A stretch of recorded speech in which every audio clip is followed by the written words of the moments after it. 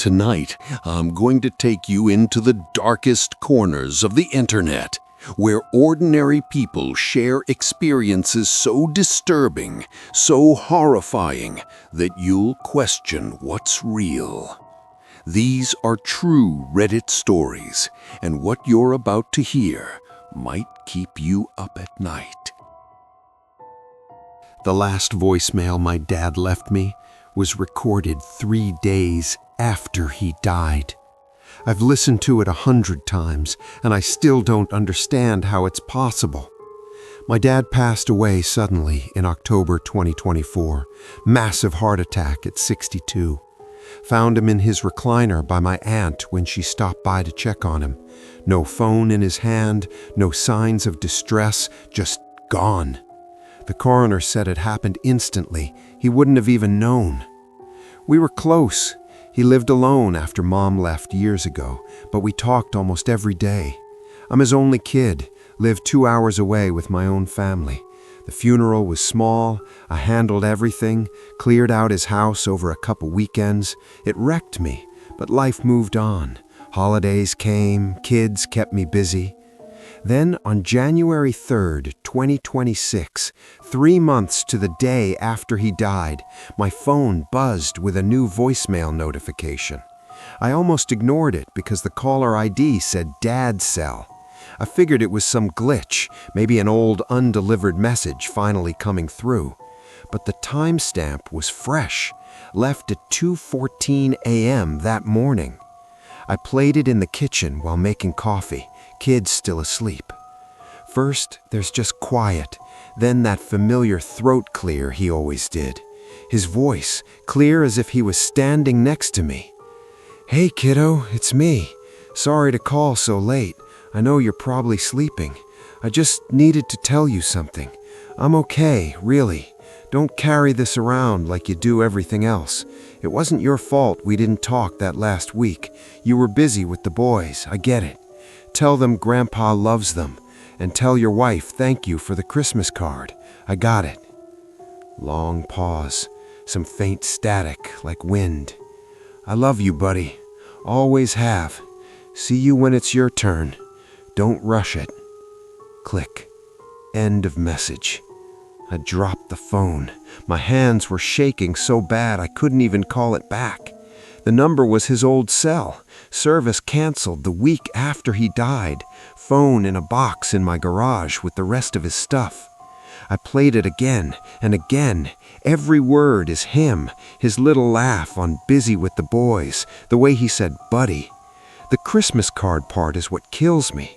We sent it late. It arrived at his house 2 days after the funeral. My aunt forwarded the mail to me. I opened it myself and felt horrible he never saw it. I called the carrier. They confirmed the line was deactivated months ago. No activity. No way a call could have gone out. I took the phone to a tech guy I know.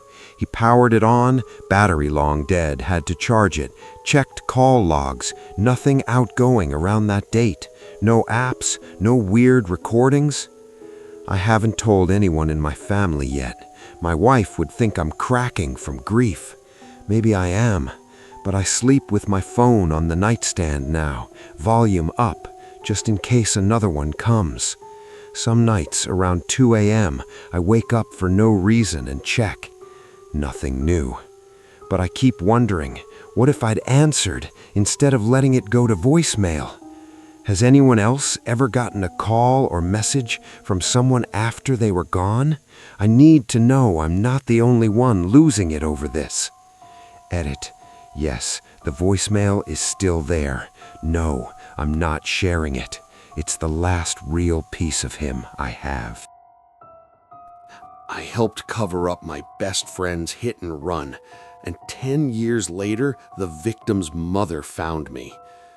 This has been eating me alive for a decade, and I can't carry it anymore. It was summer 2015. I was 19, just finished my first year of college. My best friend since middle school, Tyler, was home too. We'd been inseparable. Same sports teams, same parties, same dumb decisions. That night, we'd been at a bonfire out in the country, drinking cheap beer and cheap vodka. Neither of us should have been driving, but Tyler insisted he was fine. I was wasted too, so I didn't fight him. We piled into his old Jeep Wrangler, music blasting, windows down. Around 1 a.m., we're on this dark county road. 2 lanes, no streetlights, cornfields on both sides. Tyler's going too fast, laughing about something stupid. Headlights catch a bike on the shoulder. A guy riding home from his shift at the gas station. Late 30s, reflective vest, helmet. Tyler swerves late. There's this sickening thud. The bike flies. The guy rolls across the hood and off into the ditch. We stop. I'm screaming at Tyler to go back. He's white as a ghost, hands shaking on the wheel. We get out, flashlights on our phones. The guy's lying twisted in the grass, blood coming from his head, not moving. Tyler checks his neck, says he's gone. I'm hyperventilating, crying, saying we have to call 911. Tyler grabs me hard by the shoulders. If we call, we're both going to prison. DUI, vehicular manslaughter. Our lives are over. I was scared, so scared. I let him talk me into it. We dragged the body deeper into the cornfield, maybe 50 yards, so it wouldn't be seen from the road. Wiped the hood and bumper with our shirts, took the bike and threw it in the ditch a half-mile away. Drove to the river, washed blood off the Jeep with river water and dish soap from his trunk. Went back to his parents' garage, pressure washed the undercarriage at 3 a.m., burned our clothes in his fire pit, told ourselves the rain coming would wash away any evidence. Next morning, the news hit. Hit and run fatality, 38-year-old local man. His name was Chris Ramirez. Wife, 2 little kids, worked 2 jobs to support them. The whole town was looking for the driver. Reward posters went up. I threw up when I saw his face. Tyler and I never talked about it again. We drifted apart fast. Different colleges, different cities. I changed my major to criminal justice. Ironic, I know. Became a cop 5 years ago. Small department, different state. Told myself I was making up for it by helping people now. Last month, I got a friend request on Facebook from a woman I didn't recognize. Profile picture was older, gray hair. I accepted because I'm an idiot. Message came an hour later.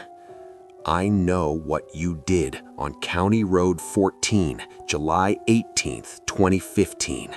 I know you and Tyler Hayes killed my son. It was Chris's mother, Elena Ramirez. She'd spent 10 years piecing it together, found a tiny piece of red taillight plastic in the cornfield years later that matched Tyler's Jeep model. Tracked down old party guests on social media who remembered us leaving drunk. Got Tyler's new address from public records. Confronted him first. He cracked, told her everything, named me. Recorded the call. She sent me the audio. Hearing Tyler's voice confess, hearing him say my name, it was like being punched in the soul. She hasn't gone to police yet. Says she wants to look me in the eye first. Wants me to turn myself in. Says if I don't, she'll take the evidence to the state police and the department I work for. I've been carrying my service weapon in my mouth some nights, just feeling the weight. My wife thinks I'm having PTSD from work calls. I can't tell her. I can't tell anyone. Tyler killed himself 2 weeks ago. Overdose. Left a note saying he was sorry, that he couldn't live with it anymore. Elena sent me a photo of the note.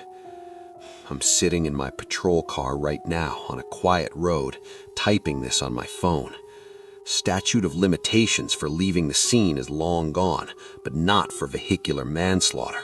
I could still go down for it, lose my badge, my family, everything. I don't know what to do. Part of me thinks I should confess and face it. Part of me is terrified. Elena says Chris's kids, now teenagers, deserve to know the truth. If you've ever helped cover up something awful and spent years pretending it didn't happen, how do you live with yourself? How do you ever make it right? I don't think I can. Edit. I'm not asking for legal advice. I know what I did was monstrous. Just needed to say it out loud somewhere before I decide what comes next. I went camping alone to clear my head after losing my job, and I woke up next to a dead body I don't remember killing. Throwaway for obvious reasons. I've been sitting on this for 6 months and it's destroying me. I need to type it out before I do something stupid. This happened July 2025. I was 31, living in Portland, had just been laid off from my software job after the company folded. Savings were okay, but the stress was crushing me. Panic attacks, drinking too much, fighting with my girlfriend until she kicked me out. I needed to get away from everything, so I decided to do a solo backpacking trip in the Cascades. 4 nights, off-trail route I'd done before, no cell service, just me in the woods. Packed light, tent, sleeping bag, stove, food, bear canister, a bottle of whiskey for the nights. Told my girlfriend, ex at that point, and one buddy where I was going and when I'd be back. Left on a Thursday, hiked in about 10 miles to this beautiful alpine meadow with a small lake. No one around. Perfect. First 2 days were exactly what I needed. Fishing, reading, swimming in the freezing lake, drinking by the fire. Felt like I was resetting. Third night, Saturday, I finished almost the whole bottle of whiskey. Blacked out hard. Don't remember going to bed. Woke up Sunday morning with the worst hangover of my life. Head pounding, mouth dry, stomach churning. Rolled over in my tent and froze. There was a man lying next to me. Mid-40s, bearded, wearing hiking clothes. Blood all over his face and chest. My camping knife sticking out of his neck.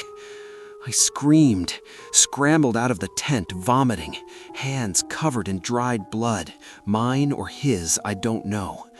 The guy was dead, cold, rigor already setting in.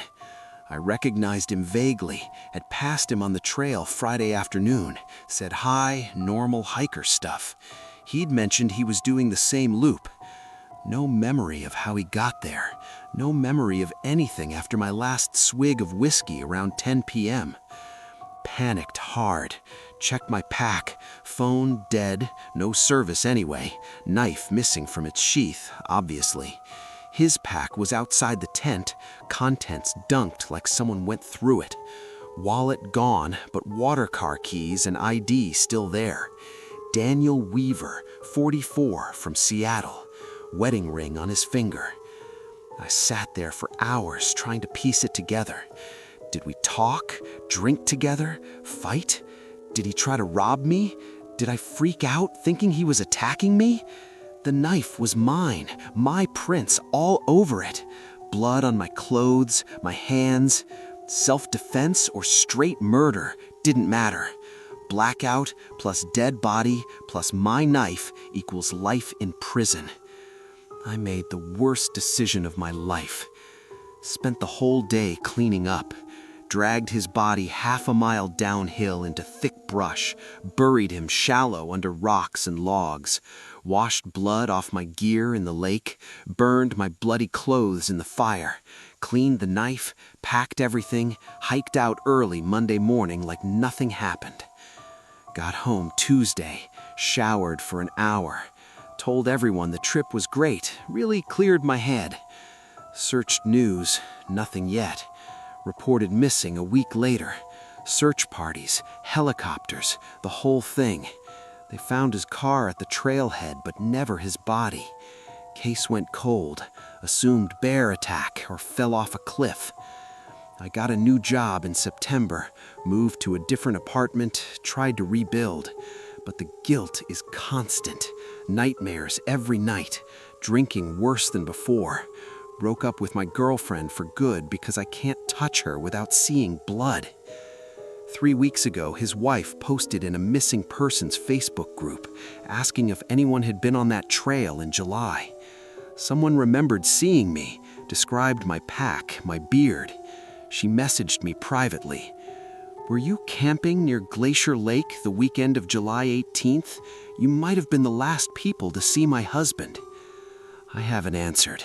I deleted the message, blocked her, but I know she has my name now.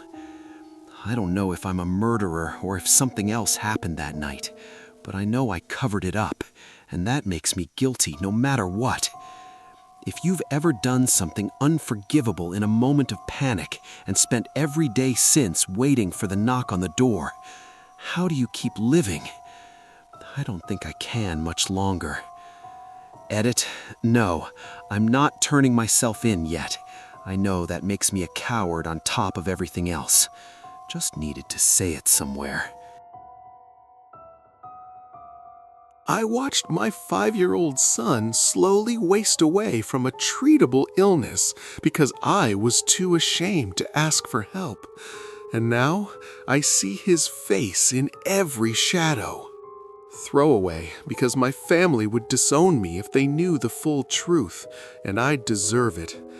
It's 2:37 a.m., and I'm alone in what's left of our apartment, staring at the empty crib in the corner.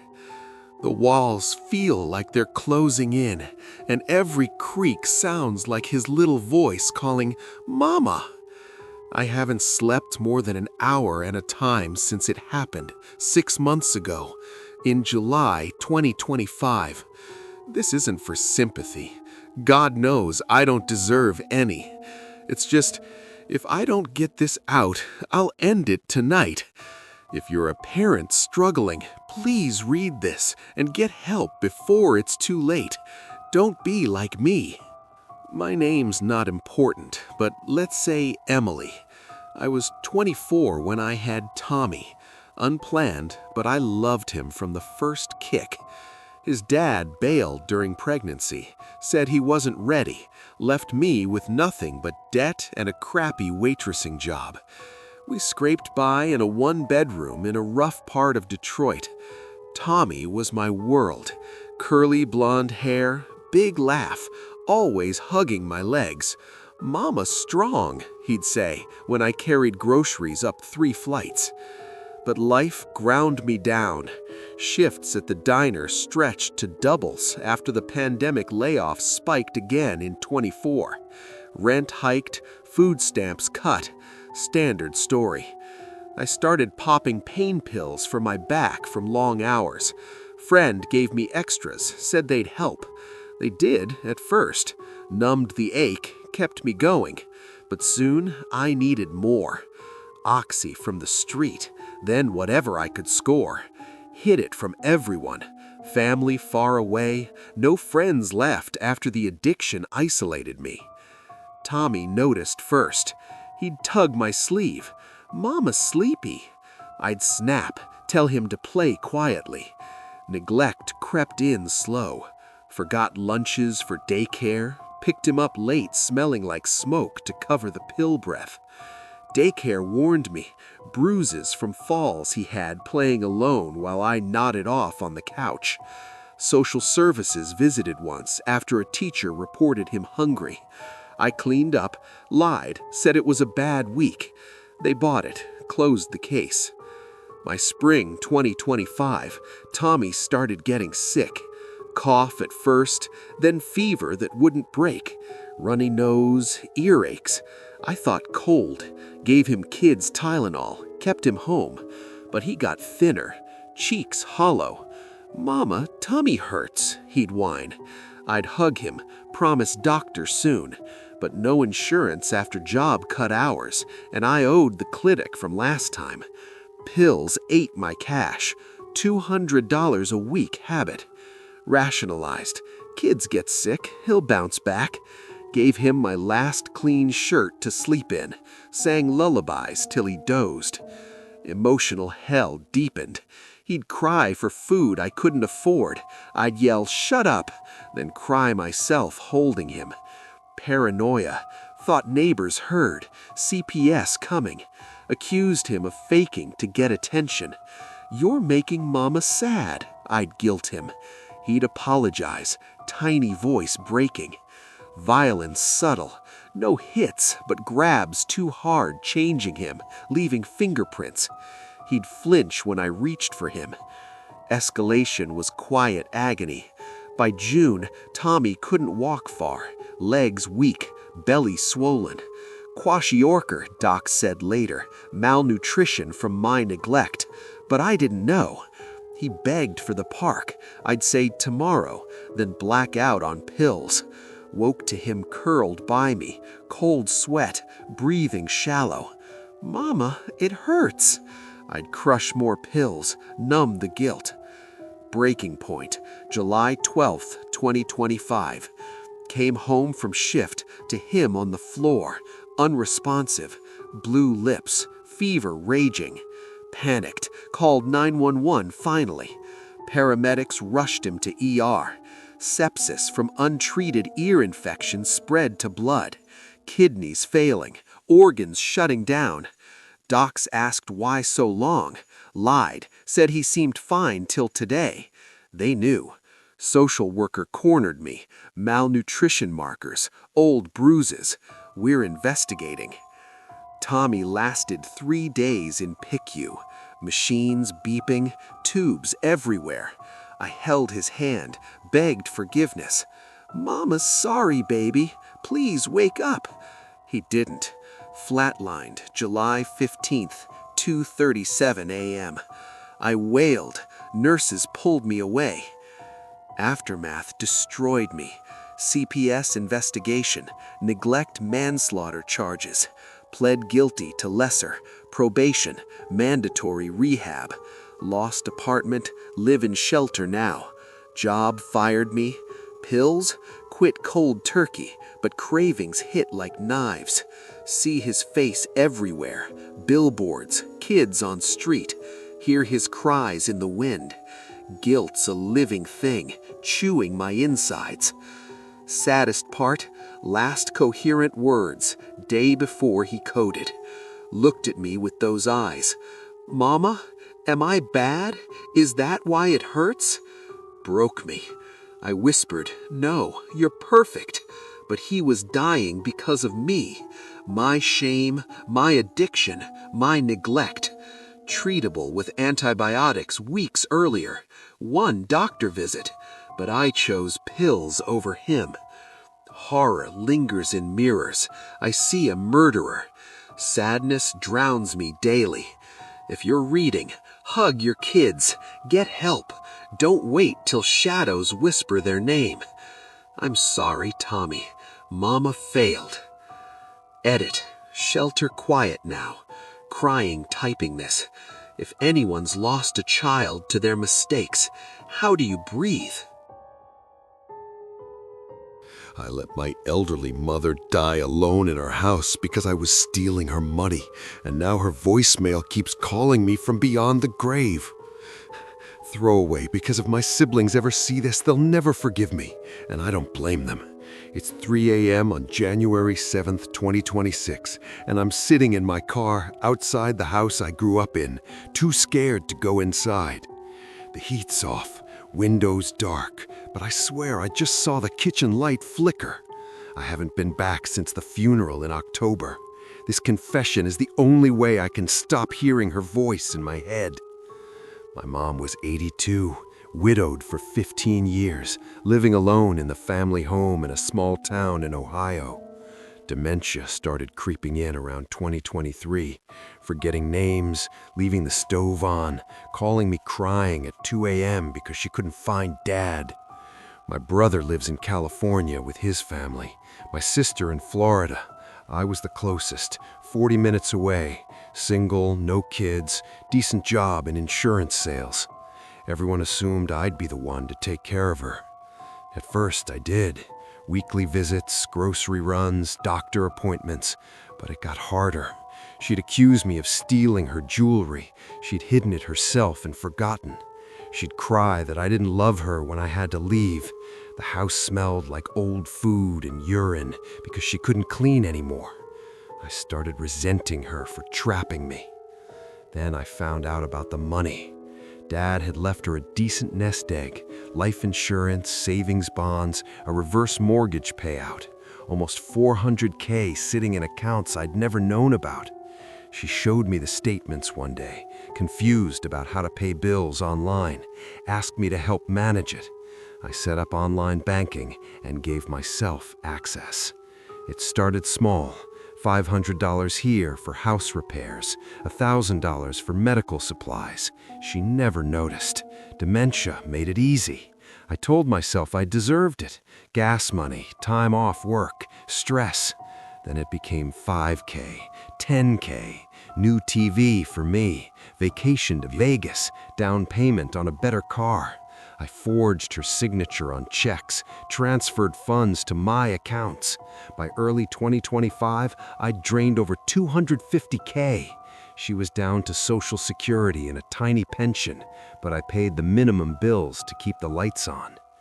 She got worse fast, stopped eating properly, lost weight, fell a few times.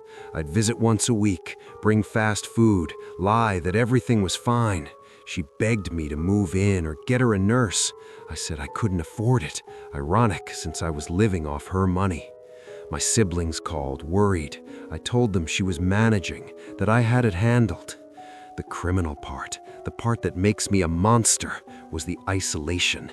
I changed her phone plan, blocked my siblings' numbers as spam, told her they'd stopped calling because they didn't care. Took the landline out to save money. She had no internet, no way to reach anyone. I was her only visitor.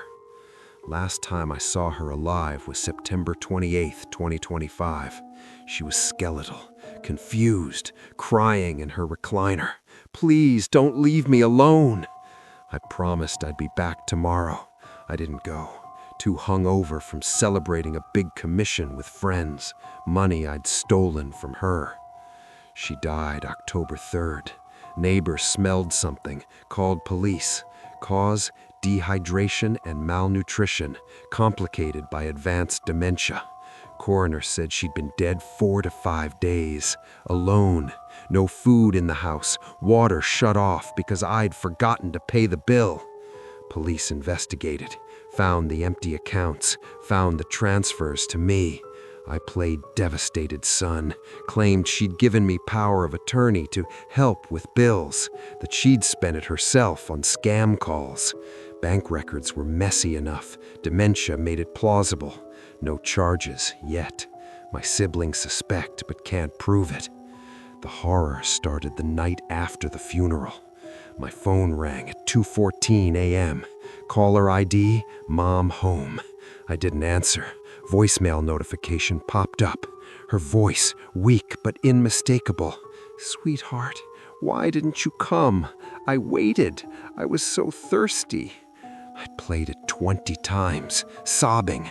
Told myself glitch, old message, but the timestamp was fresh. It's happened 6 times since, always around 2 a.m., always her voice getting angrier. Last one, 3 nights ago.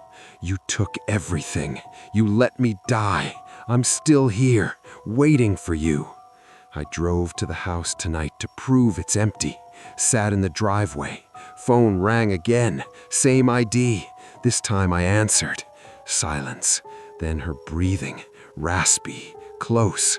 A whisper. "Come inside. I'm thirsty." The porch light flickered on by itself. I'm crying, typing this. I know what I did. I killed her as surely as if I'd held a pillow over her face.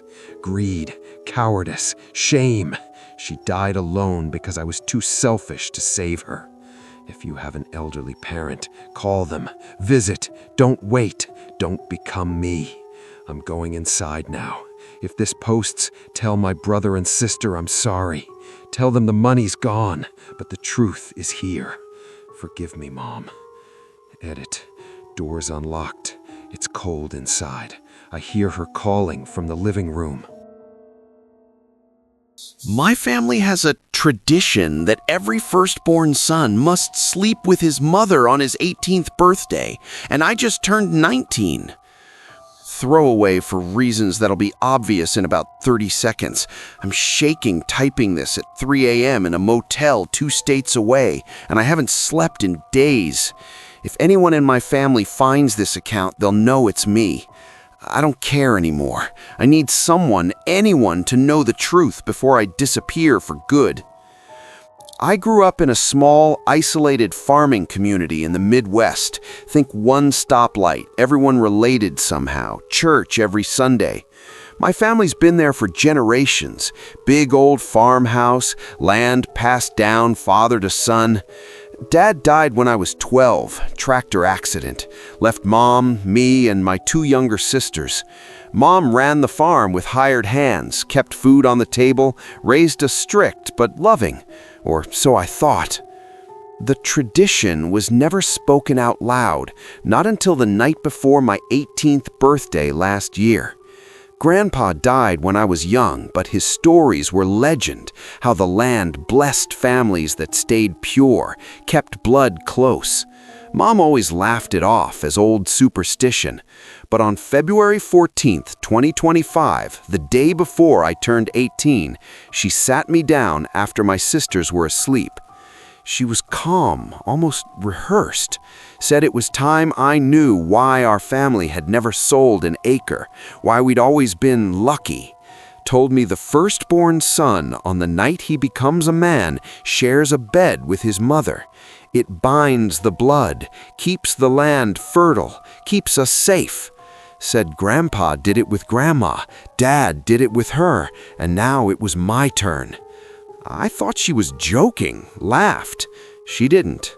Her eyes were dead serious, said if I refused, the farm would fail, the family would fall apart, bad things would happen, like what took Dad. Said it was only one night, that love between mother and son was the purest kind, that God understood because it kept us together. I ran to my room, locked the door. She didn't force it, just left a note under it. Think of your sisters. Think of our home. Next day, my birthday, she acted normal. Cake, presents from aunts and uncles who all smiled a little too long when they hugged me. That night, she sent my sisters to our aunt's for a sleepover. House empty except us.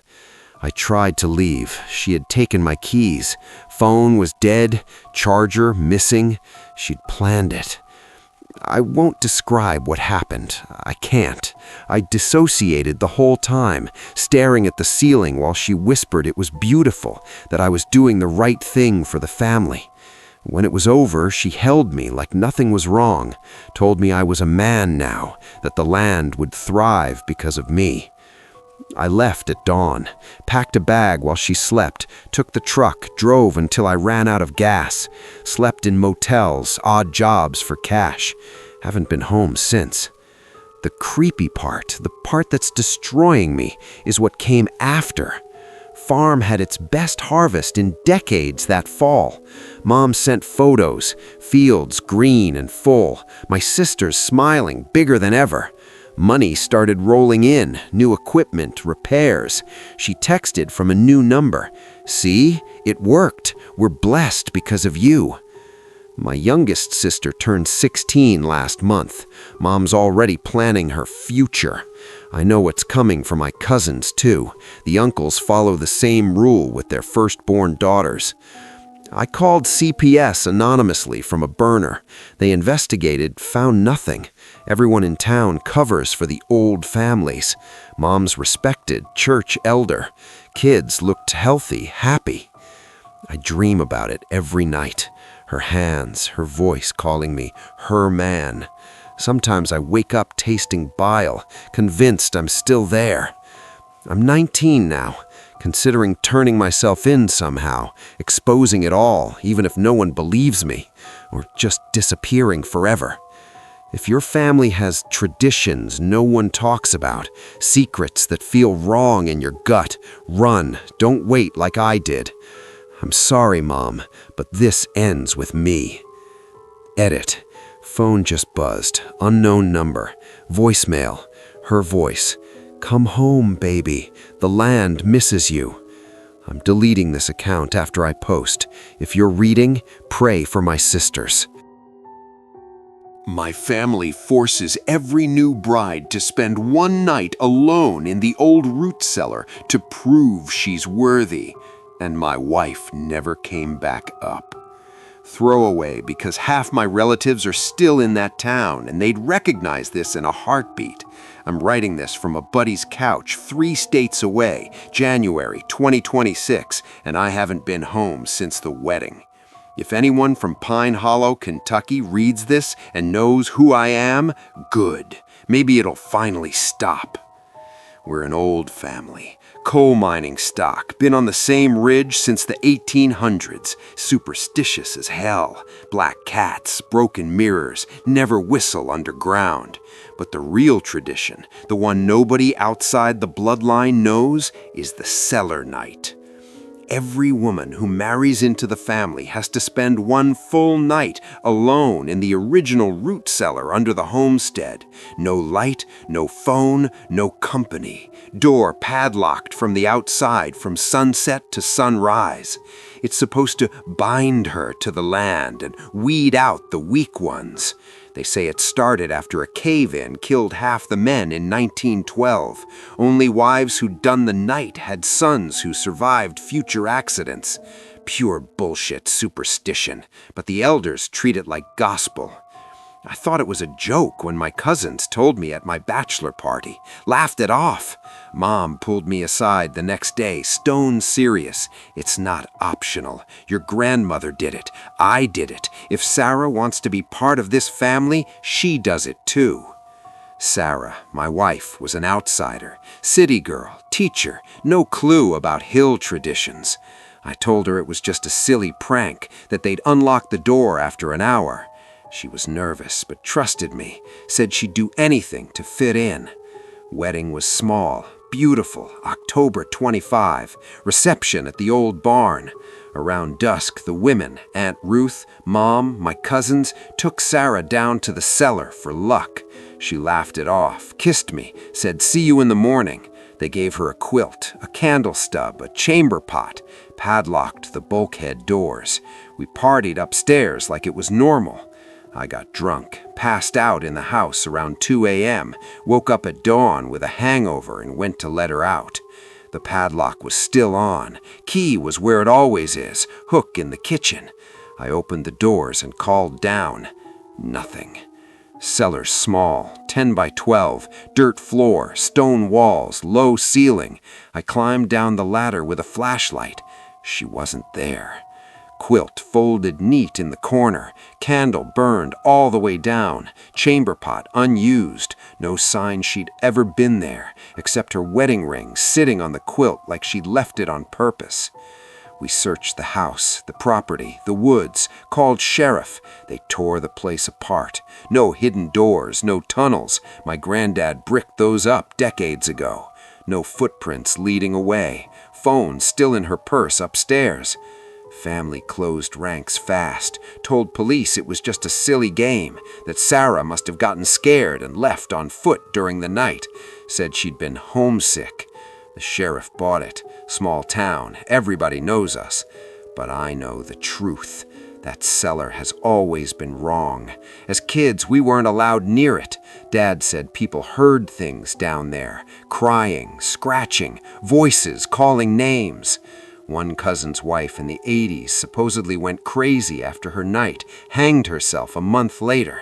Another bride in the 90s just ran off the next week. Family always has the same story. Wasn't strong enough for the life. Sarah was strong. She wouldn't have left me. She wouldn't have left that ring. I stayed 3 more weeks pretending to search. Mom kept saying the land didn't choose her, like it was normal. My aunts avoided my eyes. One night I got drunk and confronted Mom. She finally cracked a little, said sometimes the cellar takes what it needs to keep the family safe, said it hadn't taken one in 30 years, that we were due. I left the next morning, took nothing but my truck and the ring. I dream about her every night, standing at the bottom of those stairs in her wedding dress, reaching up, mouth open like she's screaming, but no sound comes out. Sometimes I wake up and swear I smell damp earth and candle smoke in the room. The farm had its best yield in decades this year. Families talking about my cousin's upcoming wedding. His fiancée is from Louisville, doesn't know yet. I've thought about going to the police with the real story, but who'd believe me? I've thought about burning that fucking cellar to the ground. Instead, I'm just gone. If you're a woman about to marry into an old family with traditions nobody will explain, ask questions. And if they mention a night alone anywhere on the property, run. Sarah, I'm so sorry I didn't stop it. I should have burned the whole place down the night they took you. I love you. I'll never forgive them. Or myself.